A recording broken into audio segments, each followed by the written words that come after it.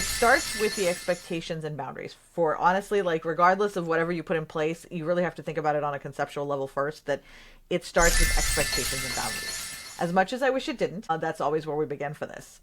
Clear internal deadlines for proposal submissions, 5 days before the sponsor deadline, 3 days before the sponsor deadline, whatever you decide, you need to make sure that they're clear. It protects the RAs and it provides structure for the PIs. They need to be written policies that are enforced by the organization with zero tolerance. This isn't to be a hard ass as much as it's to set up a strong framework for success. You don't build a building with rebar made of Play-Doh. You pick strong shit because it needs to bear the weight of an entire structure and everything that goes into it. The same is true for our submissions. The framework under which we work is what builds the success or failures of the future.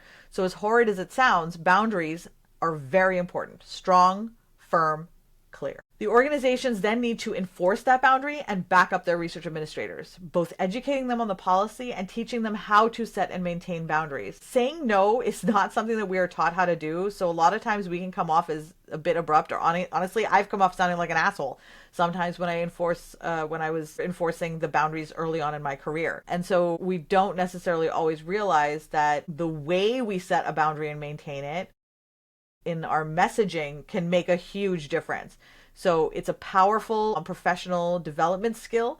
And I would strongly recommend any organization that is going to implement a policy of internal deadlines to also at the same time either have their staff watch my series on boundaries on Manessa.tv or have a coach come in to work with them about workshopping language, emails that you can send to make sure that as these boundaries are being enforced where they were not enforced before, it's a gentle rollout as opposed to a suddenly like, no, I'm not submitting your grant, get lost, right? Like that's not what we're trying to do here. What we're trying to do is change patterns of behavior, and that doesn't happen through abrupt no's. It happens through slow guidance. So once the RAs are educated, then they are then going to educate the investigators. And that is something that really, that's a process and a skill set that needs to be taught.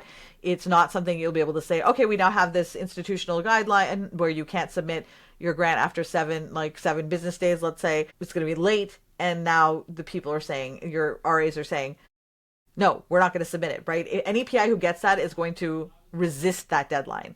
But if it's messaged differently, you might be able to get a different response.